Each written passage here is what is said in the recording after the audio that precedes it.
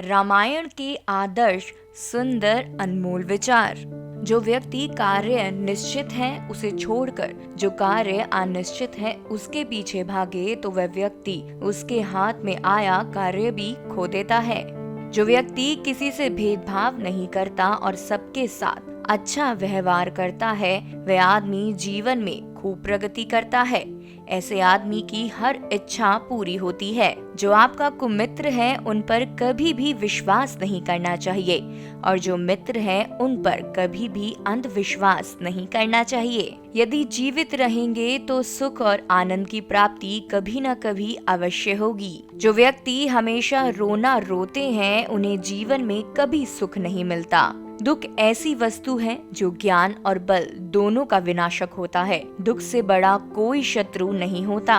सभी का चेहरा उनकी अंदरूनी विचार और भावनाओं का दर्पण होता है। इन विचार और भावनाओं को छुपाना लगभग असंभव होता है और देखने वाला उन्हें भांप सकता है। सर्वनाश के प्रमुख 3 कारण इस प्रकार हैं: दूसरों के धन की चोरी, दूसरे की पत्नी पर बुरी नजर और अपने ही मित्रों के चरित्र व अखंडता पर शक। जिनके पास धर्म का ज्ञान है वे सभी कहते हैं कि सत्य ही परम धर्म है। जो किसी से धन व सामग्री की सहायता लेने के बाद अपने दिए हुए वचन का पालन नहीं करता वो संसार में सबसे बुरा माना जाता है। नदी में गिरने से कभी किसी की मौत नहीं होती। मौत तो तब होती है जब उसे तैरना नहीं आता। उदास ना होना, कुंठित ना होना अथवा मन को टूटने ना देना ही सुख और समृद्धि का आधार है। सत्यवादी व्यक्ति कभी झूठे वचन नहीं देते। दिए हुए वचन का पालन करना ही उनकी महानता का चिन्ह होता है।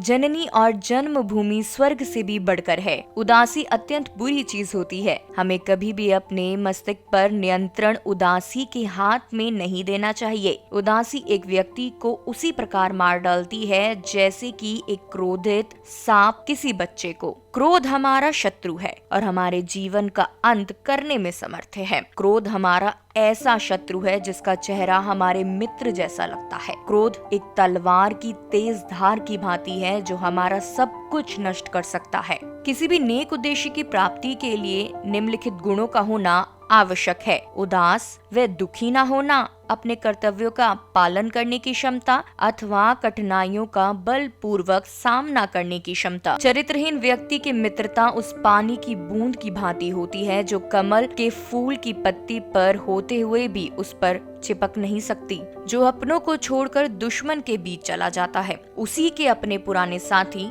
दुश्मनों को मारने के बाद उसे भी मार डालते हैं। केवल डरपोक और कमजोर ही चीजों को भाग्य पर छोड़ते हैं, लेकिन जो मजबूत और खुद पर भरोसा करने वाले होते हैं वो कभी भी नियति या भाग्य पर निर्भर नहीं करते।